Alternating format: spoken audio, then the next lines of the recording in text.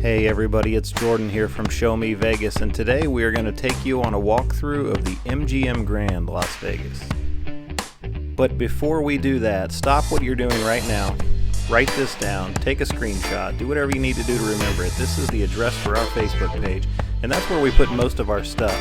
Go out there, give us a like and a follow. I think you'll really enjoy it.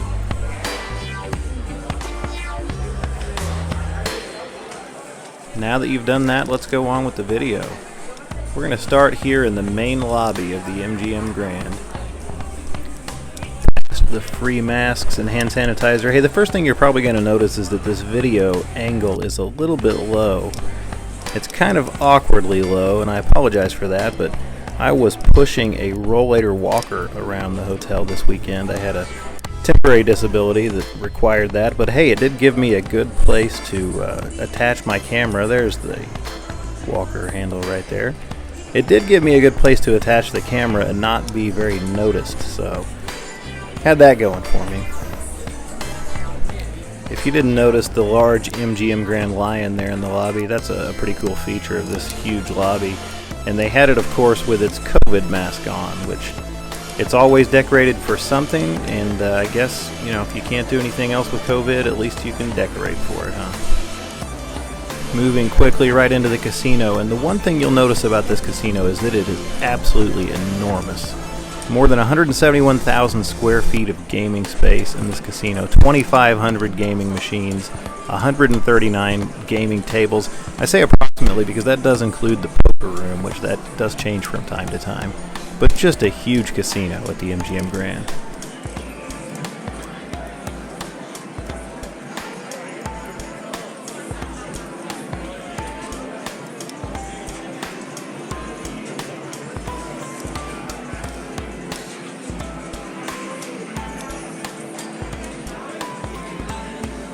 As we get into the heart of the casino, here we see our first lounge on the left. That's Whiskey Down.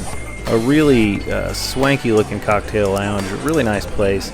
Must be a lot of fun. Look how much fun those people are having on their website. So you know that place is going to be a good time.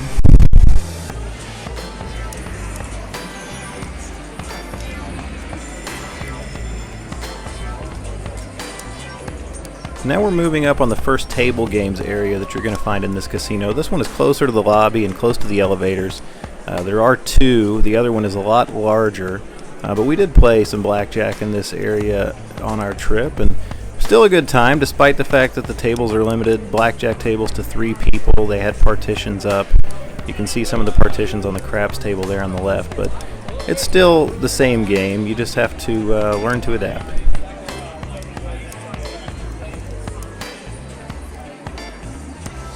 Now we have our first opportunity to get lost in this casino. It is massive. You can go right or you can go left here, but we're going to go left and head back out toward the strip so we can see more of the action.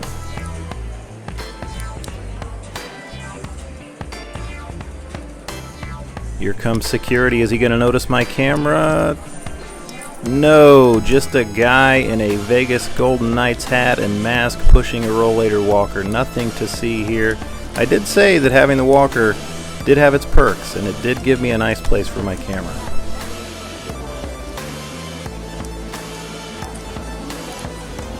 We passed these guys in their pink shorts. We've come up on the second table games area in the MGM Grand Casino. I did mention there were 2, and this one is a lot larger than the other table games area. This one extends a good couple hundred yards up the middle of the casino toward the strip. And this part of the casino has a really classic feel to it. If you look at the ceiling, the light bulbs, it really does have that classic Vegas feel to it. It kind of reminds you of the old Riviera, which was one of the cool vintage casinos, one of the few cool vintage casinos left before it was turned down. But there's a good look at the center of it. David Copperfield's theater is over there across the way, the M Life desk, the cashier's station, all over there on the left. On the right here is the Jabberwockies Theater. Not in operation right now, although the show is back as of November 6th, but they're not performing in that theater. It's too small. They couldn't get the proper social distancing, so that show is actually taking place in the MGM Grand Garden Arena, which is kind of interesting because it seats 17,000 people, and they can only have about 250 people for a show, so I'm not sure how that's going to look, but that's where they normally perform there on the right. And now we get to where the bulk of the machines are in this casino.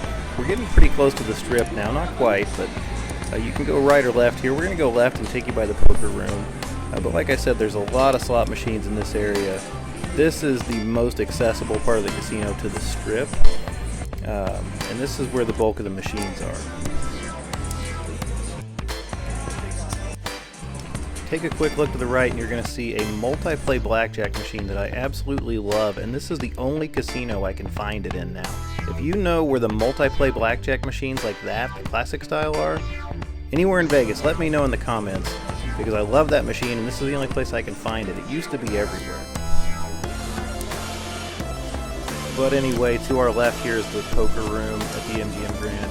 There was live poker going on here. This was Labor Day weekend, Sunday night, and they did have live poker games going on with partitions. A pretty big and nice poker room here at the MGM Grand.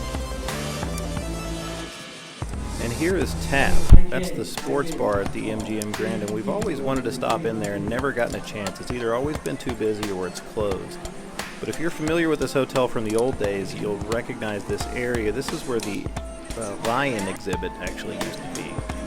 They had live lions on display. I did get a chance to see those on my first trip to this hotel in 2009. It was really neat. They were just sleeping. I think they slept most of the time. And now we've come up on one of the more interesting parts of the hotel. If you look quickly to your left, you see some escalators that go up. Those escalators right there take you to the footbridge that goes to the Tropicana. That's the only place you can go if you go up there. But this is Centrifuge Bar, and it was closed this weekend because the bars were all closed in Vegas that weekend, but it's back open now. This area used to be the Emerald City attraction. When the hotel first opened in 1993, it was Wizard of Oz themed, and there used to be a huge recreation of the Emerald City. It was actually an attraction. You could buy tickets to go through it.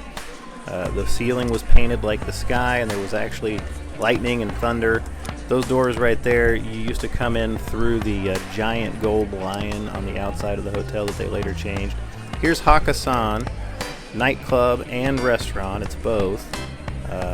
Both of them were closed when we were there, but a really fine dining Chinese restaurant experience, and then a nightclub at night. And here are the other doors that go out to the strip. These go out to the Las Vegas Strip at street level. The escalator there directly in front of us right now, that one takes you up to the footbridge that goes across the boulevard to New York, New York. So you have to pick which one of those escalators you're going to go up, depending on whether you want to go to Tropicana or go across the strip to New York, New York. I've always felt like this area was kind of underutilized at the MGM Grand. It's your first impression of the hotel when you come in off the strip, and there's just a lot of empty space, nothing really exciting. There's a bar, but it's just kind of awkward. If you come down those escalators off the strip, you're going to see Level Up. That's an arcade and a bar, place you can play some sports arcade games and grab a drink. Freeze it right here, and to the left you can see the entrance to the West Wing elevators. The West Wing is kind of the less desirable portion of the MGM Grand. The building there is actually the old Marina Hotel and Casino that wasn't torn down. It was actually incorporated into the overall hotel building when it was built in 1993. Now those are the closest rooms in the hotel to the strip, but they're also the smallest, and they're not nearly as nice as the rest of the hotel. They are cheaper though. Now we're into the sports book, and the sports book here is one of the better ones in town. It's a really large sports book, which makes sense because it's one of the biggest hotels in Las Vegas, but it's also a very nice sports book. Lots of screens, lots of seats, and probably one of the coolest features they have here at the sports book at the MGM Grand is those sky boxes. If you look up and to the right, they have sky boxes that can be rented out individually up there for group events or just for sporting events in general. I don't know how much they cost. I'm sure they're not cheap, but hey, it's Vegas.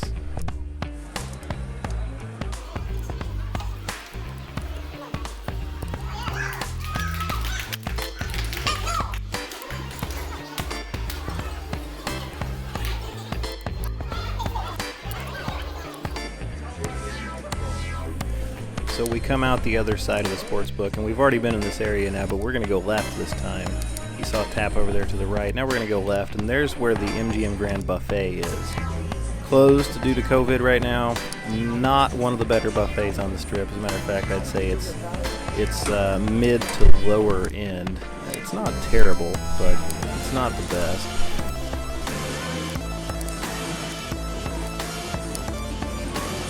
Now we're back into the middle of the gaming action, and let's see if we can pick up the sounds of Las Vegas.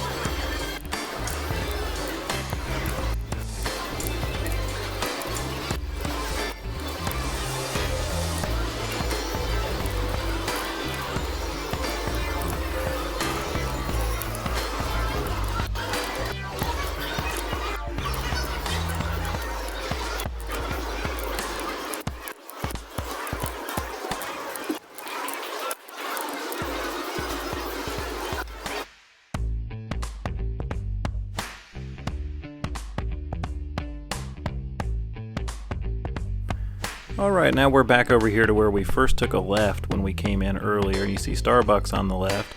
Also the Avenue Cafe, that's the most casual restaurant in the hotel, good place for breakfast.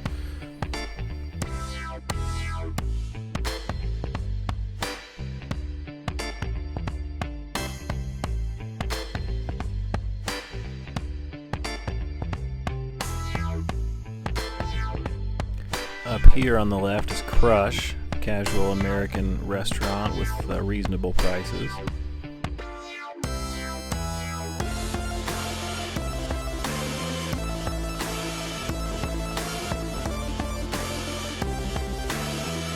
On the left here is a high limit area. It's dubbed the Mansion, which is the name of the villas at the MGM Grand.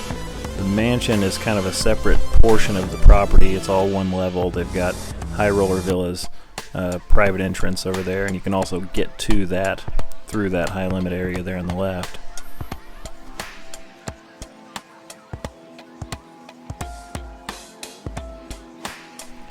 As we watch these two guys play a little mock basketball here, having a good time, this open space right here is outside of the Caw Theater. Cirque du Soleil Caw performs there during non-COVID times. Of course, that show is dark right now, as all shows in general, or most shows, including all the Cirque du Soleil shows, but that's where you would go if you had tickets to see Caw.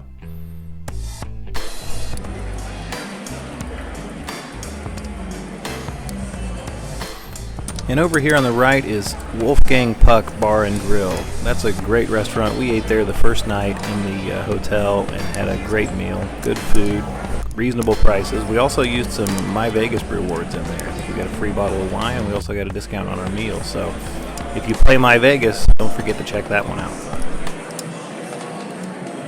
This thing on the left, I hope, is not the future of gaming. These things are popping up in casinos around Las Vegas right now, and it's almost like a classroom-style table games. They have a table at the front, a blackjack table, a live dealer, and then you sit at these little pods and you place your bets there, and it's kind of supposed to simulate table games, but it is not the same. I don't understand why people play them.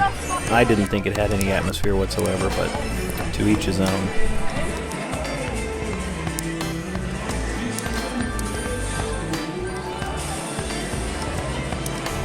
Right here on the right is the Bluesers Bar, and if you hang a right next to it there, you can get to the elevators. But Bluesers Bar is a country western themed bar. They normally have live music, live entertainment in there. It looks like it was busy on this night. I think there was live entertainment going on, so that's one of your few options right now for live entertainment at the MGM Grand. But now we're getting into the district. And this is where most of the restaurants and shops are in the MGM Grand. And this is also how you would go if you want to get to the pool or the MGM Grand Garden Arena. Or if you're staying at the Signature at the MGM Grand, you have to walk through the district to get there. So on the left is Umbra. That's an Italian restaurant. It was closed while we were there. And on the right, just across, is Morimoto Las Vegas, a Japanese restaurant named after the famous chef.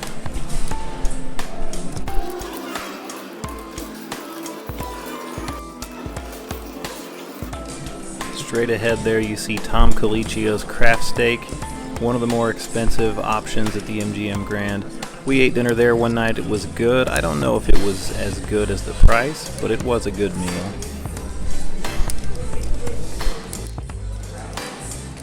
And then right past that you see Emeril's New Orleans Fish House, also another celebrity chef restaurant. Never eaten there before, but it does have good reviews. This one you see on the left, it used to be called China Tang. It's a Chinese restaurant. I don't know that it's ever going to open again because it's no longer on the MGM Grand's website. So I don't know if when that closed down for COVID, if that means the end of that restaurant or not. All the other closed restaurants remain on the website, but that one does not. So you see another Starbucks here, and we're getting up close to where you get to the MGM Grand's food court.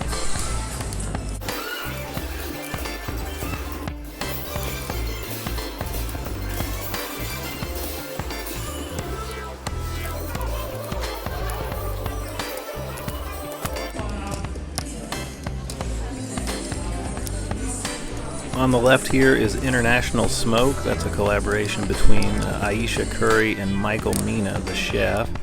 And on the right is the second of two entrances to the food court. We passed the other one just a moment ago, and this is the second entrance.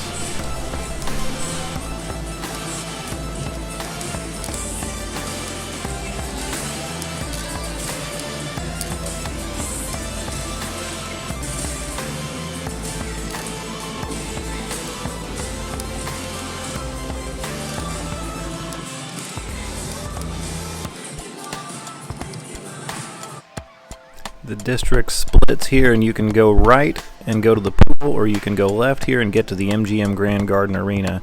The Grand Garden Arena seats over 17,000 people. It's home to a lot of concerts, boxing events, sporting events, a huge arena tucked away at the back of the MGM Grand.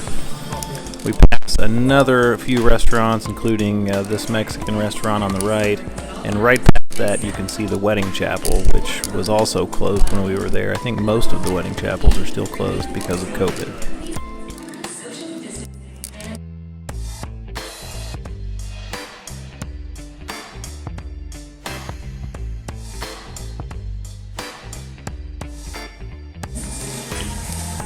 We've passed some more shopping and now the ticket office for the MGM Grand Garden Arena, and you can tell we're getting close to the pool because of the signage. This is where you line up to get into the pool if you don't have a reservation.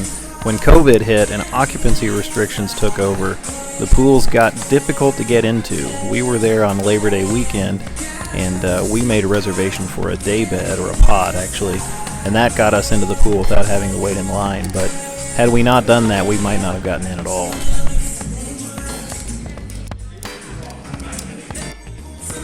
The escalators directly in front of you take you down to the MGM Grand Pool Complex, which is one of the better ones in all of Las Vegas. And if you look off to the left of those, you'll see the spa, and you also see a hallway that says the Signature at the MGM Grand. That takes you to the Signature, which is the 3 towers at the back of the property that are very nice, but it's also forever and a day to get back there, especially if you're walking from the Strip. This is the very back of the property. There's only one way to go, and that's turn around and come back the way you came. But I want to leave you with this. I forgot to show you how to get to the elevators, but I'll give you this cool 360-degree look at the elevator lobby because I just thought it was neat. It's very pretty. They've got this fountain right in the middle. This elevator lobby sits directly underneath where the 4 wings of the tower fan out. And as with all of these huge Las Vegas hotels, you've got different sets of elevators that take you to a specific set of floors. And the elevator situation wasn't bad, even though the hotel was busy and we were social distancing. We didn't have too long of a wait to get onto the elevators. You can see a short line here, but people were courteous, didn't crowd into the elevators, and you never had to wait very long.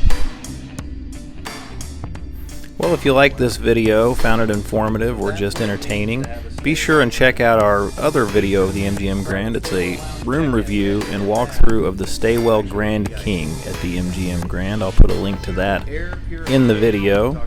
Also, as I mentioned at the beginning of the video, don't forget to check us out on Facebook. Also on Blogger, we have a weekly blog titled This Week in Vegas, which keeps you up to date on all the Vegas news. And our Facebook page is where we post most of our pictures and live content when we're in Vegas. Also, we like to share news and articles when we're not in Vegas. So be sure and check us out there. Again, thanks for watching, and we'll see you next time on Show Me Vegas.